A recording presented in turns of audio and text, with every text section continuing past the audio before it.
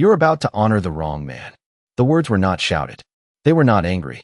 Yet somehow they cut through the microphone, the applause, and the warm October breeze rolling across Memorial Square. Every head turned at once. Mayor Richard Coleman stood frozen behind the podium, one hand resting on a stack of prepared remarks. For a brief moment, even the flags seemed to stop moving. Nearly 400 people had gathered beneath a clear blue sky for the city's annual remembrance ceremony. Veterans sat in folding chairs arranged in neat rows. Families stood beneath red, white, and blue banners stretched between old maple trees. Local reporters adjusted cameras, while school band members waited beside polished brass instruments that glinted in the afternoon sun. It was supposed to be a perfect ceremony. Then the old man spoke. Walter Hayes stood near the back of the crowd. 87 years old. White hair. Weathered face. A faded brown jacket that looked older than most people in attendance. One hand rested on a worn wooden cane. The other hung calmly at his side. He looked like someone nobody would notice twice. Yet now every eye in the square was fixed on him. Mayor Coleman forced a smile. Years in politics had taught him how to hide irritation. "Sir," he said into the microphone, "we appreciate your attendance today, but this is an official city ceremony." A few people chuckled. Others exchanged uncomfortable glances. Walter didn't react. His pale blue eyes remained fixed on the bronze memorial plaque standing beside the stage. Sunlight reflected softly across the polished surface. Hundreds of names had been engraved there over the decades. Names of men who never came home. Names the city promised never to forget. Walter stared at one particular line. "The name on that plaque is wrong," he said quietly. The laughter disappeared. The mayor's smile tightened. "I assure you, sir, the city archives have verified every name." Walter nodded once. Slowly, respectfully. "Then the archives are wrong too." A murmur swept through the crowd. Reporters immediately lifted cameras. Phones appeared. A few veterans sitting near the front turned in their seats to study the old man more carefully. There was something unusual about him. Not confidence. Not arrogance. Something steadier. The kind of certainty that doesn't need to raise its voice. Mayor Coleman stepped away from the podium. "And what exactly are you claiming?" Walter took a slow breath. The cool air carried the scent of fallen leaves and freshly cut grass across the square. Somewhere in the distance, a church bell rang. "I'm claiming the man you're honoring today isn't the one who made the sacrifice everyone remembers." Silence settled over the crowd. Even the reporters stopped moving. The mayor folded his arms. "That's a serious accusation." Walter looked back toward the plaque. The afternoon sunlight reflected across the bronze surface, illuminating a single engraved name. His eyes lingered there. For just a second, something changed in his expression. Not anger. Not sadness. Memory. Deep and old. The kind carried for half a century. Then he spoke 5 words that made several veterans in the front row sit up straighter. "Because I was there that day." The square remained silent after Walter Hayes spoke those 5 words. "Because I was there that day." The statement seemed to hang in the cool afternoon air long after he finished speaking. Mayor Coleman stared at him from the stage. The practiced confidence that had carried him through countless speeches was beginning to crack around the edges. He glanced toward the crowd as if expecting someone to laugh, to dismiss the old man, to restore the ceremony to its carefully planned schedule. No one did. The veterans seated near the front exchanged looks instead. Some frowned. Others leaned forward. One elderly man slowly removed his sunglasses and studied Walter with growing curiosity. The mayor cleared his throat and stepped back toward the microphone. "Memories can become unreliable over time," he said carefully. "That is why official records exist." A few people nodded. The explanation sounded reasonable. It sounded safe. Walter did not argue. He simply turned his gaze back toward the bronze plaque. Sunlight reflected across the engraved names. Hundreds of letters cut into polished metal. Decades of history preserved in a few square feet of bronze. Then Walter raised one trembling finger and pointed directly at a single name. "That one." Several cameras zoomed in immediately. Reporters adjusted their lenses. The mayor felt control slipping away. "Sir," he said sharply, "the city has spent years researching this memorial." Walter nodded. "I know. Then you understand the care that went into it." "That is why I came." The answer landed harder than anyone expected. There was no accusation in Walter's voice. No anger. Only disappointment. Deep and quiet. the kind that takes decades to form. A gust of wind swept through the square. Flags fluttered overhead. Somewhere nearby, a loose halyard tapped rhythmically against a metal flagpole. Walter listened to the sound for a moment. Tap, tap, tap. Something about it seemed familiar. His eyes drifted beyond the crowd, beyond the banners and cameras, beyond the ceremony itself. For an instant, he was somewhere else entirely. Not here. Not now. The expression on his face changed just enough for the veterans watching to notice. They recognized it immediately. The look of someone seeing a memory nobody else could see.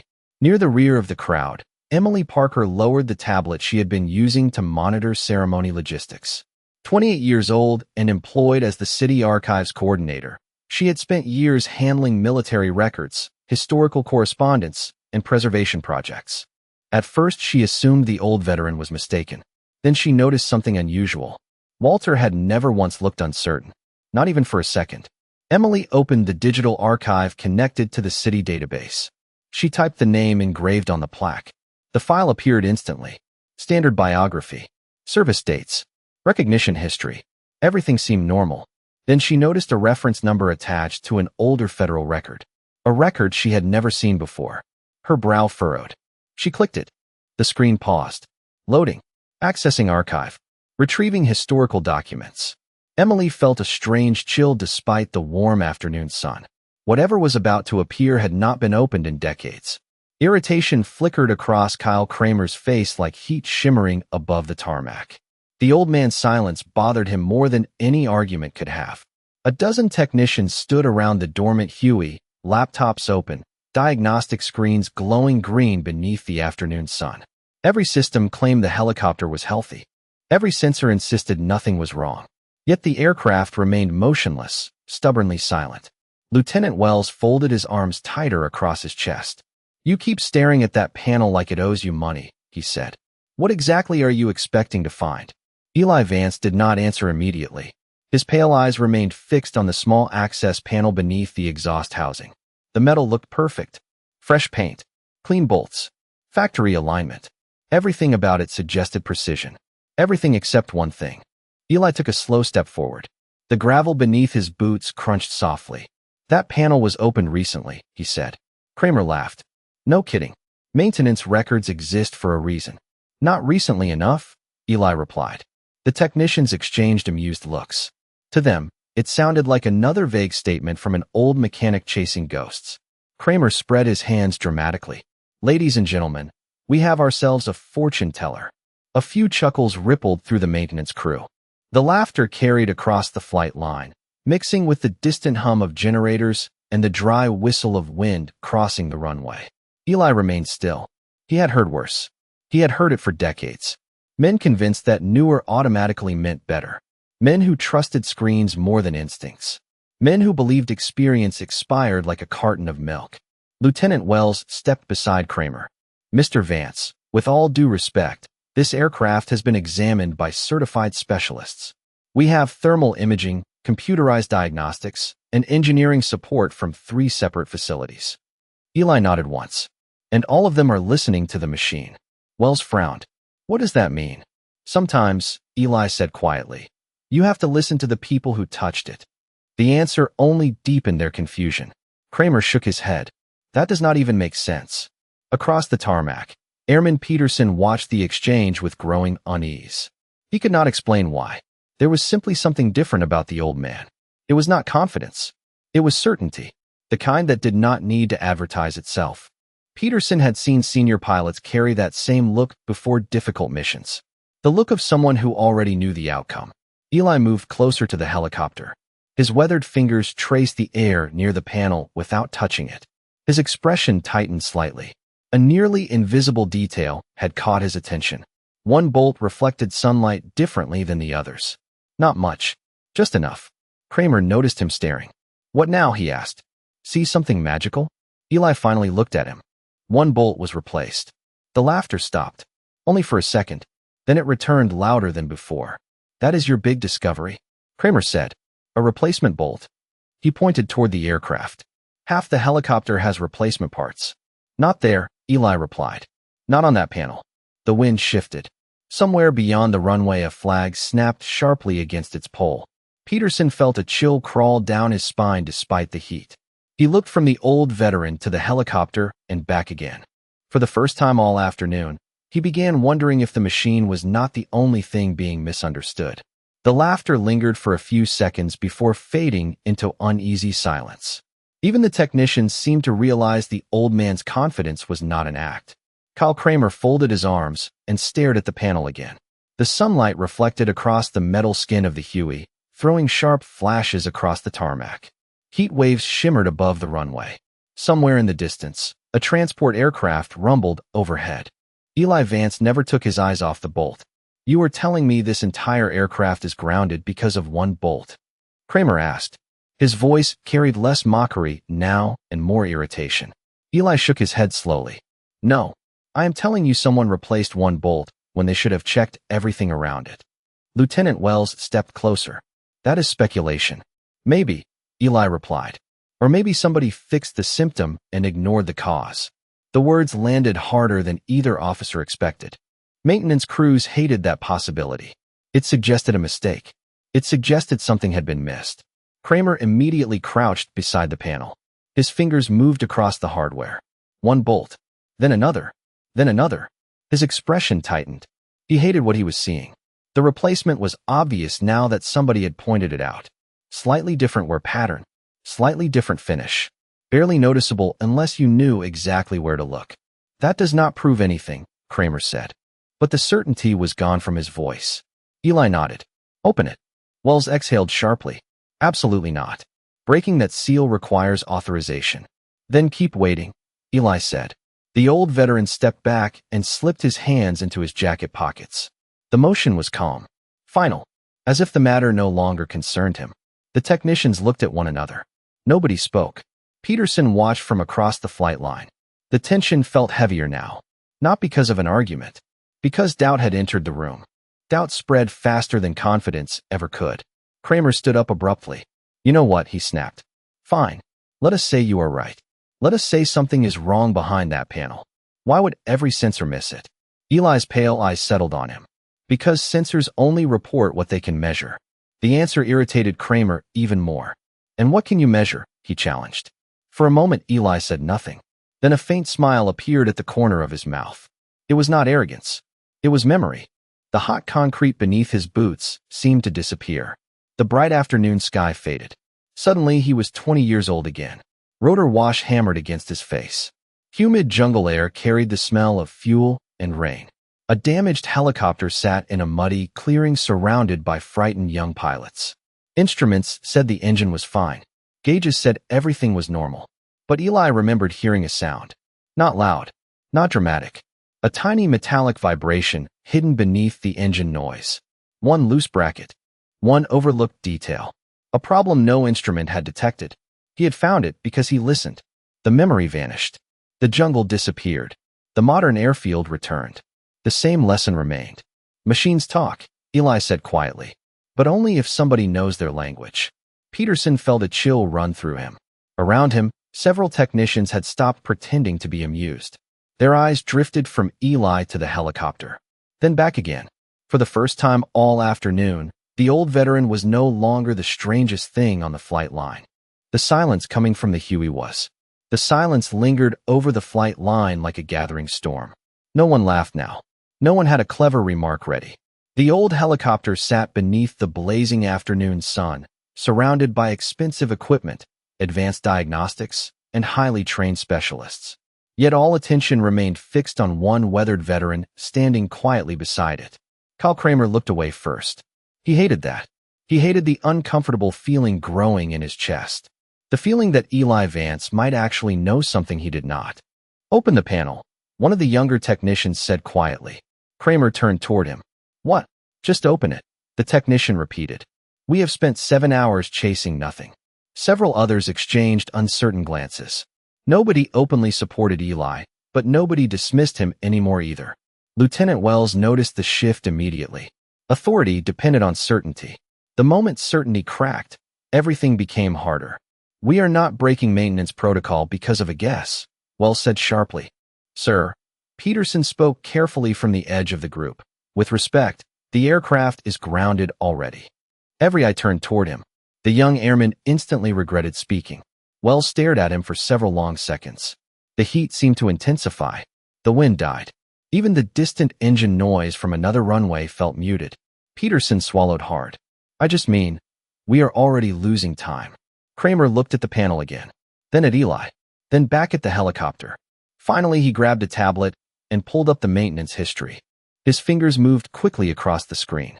At first, his expression remained annoyed. Then it changed. Slightly. Barely noticeable. But Peterson saw it. So did Eli. Kramer stopped scrolling. What is it? Wells asked. Kramer did not answer immediately. He enlarged a record and read it twice. Then a third time. This panel was opened 3 months ago. Wells frowned. So? Kramer looked up. There is no explanation attached. That got everyone's attention. Maintenance documentation was sacred. Every action required a reason.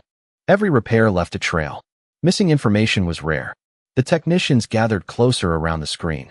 The atmosphere shifted from skepticism to concern. Eli said nothing. He simply watched. He had learned long ago that people trusted conclusions they discovered themselves. Kramer zoomed in further. Replacement hardware authorized, he read aloud. Inspection completed. He paused. No defect listed. Wells looked confused. How does somebody replace hardware without documenting the problem? Nobody answered. Because nobody knew. The wind returned suddenly, sweeping across the runway and rattling loose equipment. Peterson glanced toward Eli. The old veteran was looking at the helicopter again. Not at the panel. Not at the technicians. At the aircraft itself. The way an old rancher might study a horse. The way a sailor might watch the sea. Familiar. Respectful. Personal. Eli slowly reached into his jacket pocket and removed the worn leather pouch. The same pouch the technicians had mocked earlier.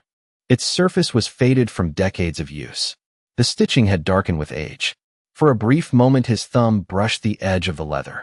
The simple motion triggered another memory. The roar of rotor blades filled his ears. Rain hammered against metal skin. Young pilots stood around him waiting for answers. Not because he outranked them. Not because he carried authority. Because he understood the machine when nobody else could. The memory faded. Back on the tarmac, Eli opened the pouch. Inside rested a small tool worn smooth by time. The technicians watched silently. Nobody laughed. Nobody smirked. And for the first time all afternoon, Kyle Kramer felt something he had not expected to feel when the old man arrived. He felt curiosity. The small tool looked unimpressive in Eli Vance's hand. A younger man might have mistaken it for scrap metal. Its handle was worn smooth. The steel carried tiny scratches gathered across decades of use. Yet the moment it appeared, something changed in the atmosphere around the helicopter. The maintenance crew watched with silent attention. Even Kyle Kramer no longer looked amused. He looked invested. Eli turned the tool slowly between his fingers. Sunlight flashed across the polished edge. That thing older than the aircraft? One technician asked quietly. A few nervous smiles appeared. Eli nodded once. Almost. The answer drew no laughter. Lieutenant Wells checked his watch and exhaled. Every passing minute pushed the demonstration further behind schedule. Important visitors were already waiting. Senior officers were asking questions. Pressure was building from every direction. Enough, Wells finally said. We are not standing around admiring tools all afternoon. He looked directly at Kramer. Either authorize the inspection request or move on. Kramer stared at the maintenance record again. Something about it bothered him. Missing documentation. Replacement hardware. No explanation. The more he looked at it, the worse it felt. Finally, he made a decision. Open it. Wells blinked. You are serious? We have tried everything else. The lieutenant looked ready to argue. Then he looked around at the silent technicians. He realized he had already lost the room. Reluctantly, he stepped aside. A toolbox was wheeled forward. One technician approached the panel. Another prepared a maintenance camera. The flight line seemed to hold its breath. Eli remained motionless. Peterson stood several yards away watching every detail. His heart beat faster than it should have. He could not explain why. Maybe because everyone sensed they had reached a turning point. The technician removed the first bolt, then the second, then the third. Metal clicked softly against the concrete. Nobody spoke. A warm wind swept across the tarmac, carrying the scent of fuel and sun-baked asphalt. Finally, the panel loosened. The technician carefully pulled it away. Several people leaned forward at once. Silence. Then confusion.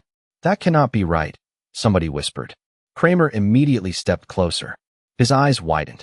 Behind the panel sat a cable assembly secured by a retention bracket. The bracket appeared normal at first glance, but one side had shifted slightly out of position, less than half an inch, barely visible, almost impossible to notice during a routine inspection. Yet the displacement created intermittent tension on a critical connection. Not enough to trigger a fault code. Not enough to fail diagnostics. Just enough to prevent reliable startup conditions. The technicians stared in disbelief. Kramer crouched lower. He reached inside and examined the assembly carefully. His expression changed completely. The arrogance was gone now, replaced by something much heavier. Respect for the problem. Respect for the solution. No sensor would catch that, he said quietly. Nobody answered. Because everyone knew he was right. Peterson looked toward Eli. The old veteran was not smiling. He was not celebrating. He simply looked tired, as though he had seen this lesson repeated 1,000 times throughout his life. Machines failed.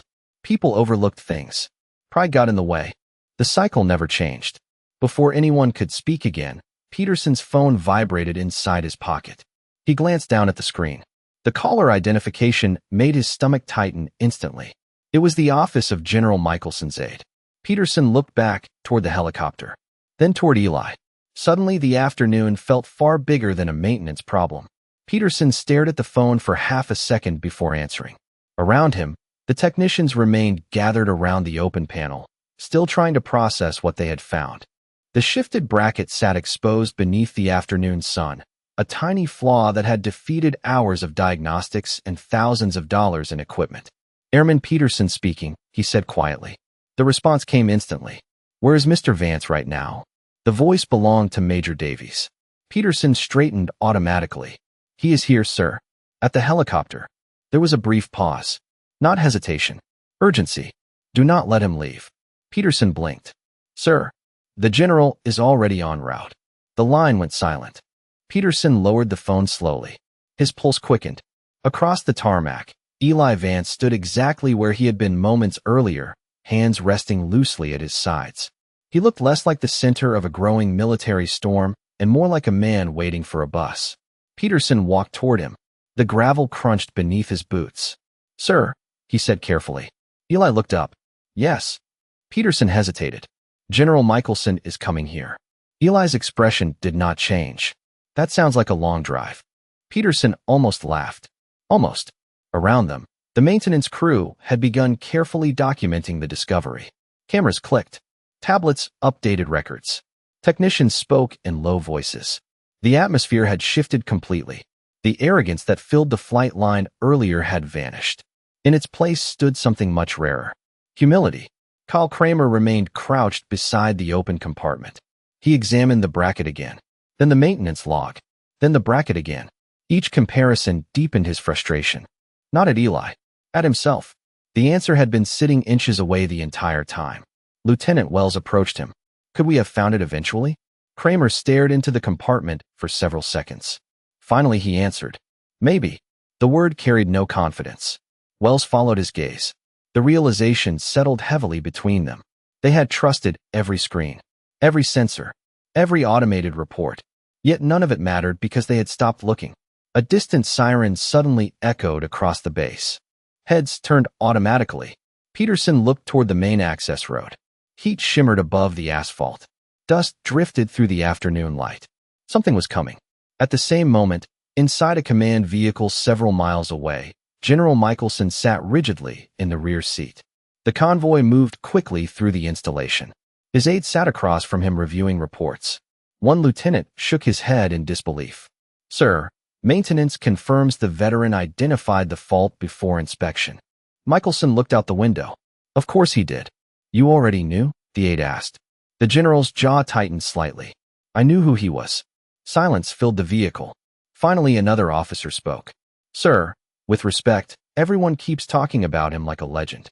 Michelson turned toward them. His eyes hardened. Because he is. Nobody asked another question. Back on the flight line, the wind strengthened. Range flags snapped sharply against their poles. The technicians continued working around the helicopter, but their attention kept drifting toward Eli. He noticed it. He simply pretended not to. He had never enjoyed being watched. A lifetime of service had taught him something valuable. The job mattered. Recognition did not. Peterson stood nearby, watching both the old veteran and the approaching road. Then he saw movement in the distance. Black vehicles. Multiple. Fast. The convoy emerged through the heat haze like a dark line cutting across the runway access route. Conversation stopped. Tools lowered. Even Kramer looked up. The realization spread through the maintenance crew one person at a time. Senior Command was not sending a representative. Senior Command was coming personally. And suddenly, everyone wanted to know the same thing. Who exactly was Eli Vance? The convoy reached the flight line faster than anyone expected. Black sport utility vehicles rolled across the concrete and came to a precise stop near the helicopter. Doors opened almost immediately. Uniformed aides stepped out first, then senior officers. Then silence spread across the maintenance area like a wave. General Michelson emerged from the lead vehicle. 3 stars gleamed on his collar beneath the afternoon sun. Conversations died instantly. Every technician straightened. Every officer adjusted posture without thinking. Even the wind seemed quieter. Kyle Kramer felt his stomach tighten. A 3-star general did not personally respond to routine maintenance issues. Something much bigger was happening.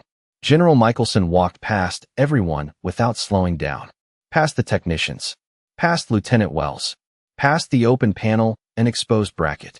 His attention remained fixed on only one person. Eli Vance. The old veteran looked mildly surprised. Nothing more. Michael, Eli said calmly.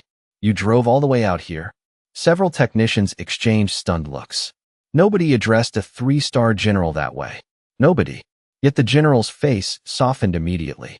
You found it, did you not? Eli shrugged. The helicopter found it. I just listened. For a moment, neither man spoke.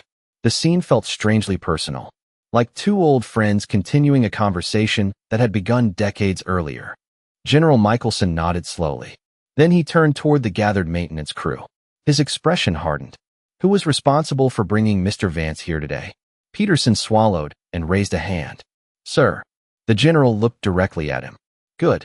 That single word carried more weight than any medal Peterson had ever imagined receiving. The young airman felt his ears burn. Michelson then shifted his attention toward Kramer and Wells. Neither man spoke. Neither man wanted to. I understand there was some disagreement regarding his expertise. The statement landed with surgical precision. Kramer stared at the concrete. Wells looked equally uncomfortable. Eli immediately stepped forward. Let it go, Michael. The general glanced at him. They dismissed you. They are young. That is not an excuse. Eli's eyes narrowed slightly. Not in anger. In familiarity. The look of a man who had won this argument before. Finally, Michelson exhaled. You always did make discipline difficult. A few nervous smiles appeared among the officers. The tension eased slightly. Then one of the general's aides approached carrying a tablet. Sir, Maintenance Command confirmed the aircraft is now ready for restart testing. Michelson nodded. Good. He looked toward Eli. Would you care to do the honors? The old veteran seemed almost annoyed by the attention. The crew can handle it. I know they can. Michelson's voice softened. But I am asking. Silence followed. Eli looked at the helicopter. He looked at the maintenance crew. Then he sighed. The sound carried decades of experience. All right. The technicians quickly cleared a path. Nobody mocked the old leather pouch now. Nobody questioned the worn tool in his pocket. Nobody saw an outdated mechanic anymore. They saw something else entirely. Something far rarer. A master of a craft. Eli walked toward the aircraft. The sunlight reflected across the faded green fuselage. The rotor blades stood motionless against the bright blue sky. Behind him, dozens of eyes followed every step. Kramer watched quietly. Earlier that day, he had seen an old man. Now he saw a living piece of military history. And as Eli reached the helicopter, Kyle Kramer realized the most embarrassing part was not that he had doubted him. It was that he had never thought to ask who he was. The flight line fell completely silent as Eli Vance climbed into the helicopter. The afternoon sun hung low now, casting long shadows across the concrete. Wind moved gently through the rotor blades overhead, producing a faint metallic whisper. Around the aircraft stood technicians, officers, aides, and a 3-star general. None of them spoke. They simply watched. Eli settled into the crew chief position with the familiarity of a man returning home. His hands moved across the controls without hesitation. Every switch, every gauge, every sound. He was not checking a machine. He was greeting an old friend. General Michelson stood several yards away with his hands clasped behind his back. The younger officers beside him remained rigid. One lieutenant finally leaned toward an aide. "How long has he been doing this?" The aide answered quietly. "Longer than most of us have been alive." Eli completed his inspection and nodded toward the maintenance crew. Kramer immediately relayed the signal. Final checks began. Systems came online. Indicators illuminated. One by one, the helicopter woke from its silence. The technicians watched their displays carefully. Every reading appeared normal. This time normal actually meant something. Eli listened for several more seconds. Then he gave a small thumbs up. Kramer swallowed. "Initiate startup sequence." The command moved through the crew. A moment later, the helicopter responded. The sound began low and steady, then stronger. Rotor blades started turning overhead. Slow at first, then faster. The familiar rhythm spread across the flight line. The machine that had defeated an entire team of specialists was alive again. No one cheered. Somehow cheering felt wrong. The moment carried too much weight for celebration. Instead, there was silence. Respectful silence. The kind reserved for things people knew they would remember years later. Eli stepped back onto the tarmac. Wind from the rotors tugged gently at his jacket. The old leather pouch rested against his side. The same pouch that had crossed jungles, bases, storms, and decades. Kramer approached him slowly. For once, the young technician had no clever remark prepared. No defense. No excuse. "Sir," he said quietly. Eli looked at him. "I owe you an apology." The words were simple, honest. Eli studied him for a moment, then nodded. "Learn from it." Kramer blinked. "That is all." A faint smile appeared on the old veteran's face. "That is usually enough." Nearby, General Michelson watched the exchange with approval. Some lessons could not be taught in classrooms. Some lessons had to be earned. The rotor blades continued turning overhead, beating steadily against the evening sky. The demonstration flight eventually proceeded. The visitors received their briefing. Reports were filed. Maintenance records were corrected. Life on the base moved forward. But long after the crowd dispersed, Peterson remained standing near the flight line watching the old veteran prepare to leave. He looked exactly as he had that morning. Same faded jacket. Same worn boots. Same quiet posture. Nothing about him suggested importance. Yet Peterson now understood something he had not understood before. Greatness rarely announced itself. It did not demand attention. It did not introduce itself with titles or speeches. Sometimes it arrived carrying an old leather pouch and spoke only when necessary. As Eli Vance walked toward the parking lot, the setting sun painted the runway gold behind him. General Michelson raised a hand in farewell. Eli answered with a small wave and kept walking. No ceremony, no spotlight, no recognition requested. Just a quiet man heading home after solving a problem. And as the last light settled across the airfield, those who had witnessed the day carried away the same lesson. Experience grows old. Wisdom grows quiet. But true mastery never disappears. Some people do not need to prove who they are. They already spent a lifetime doing it.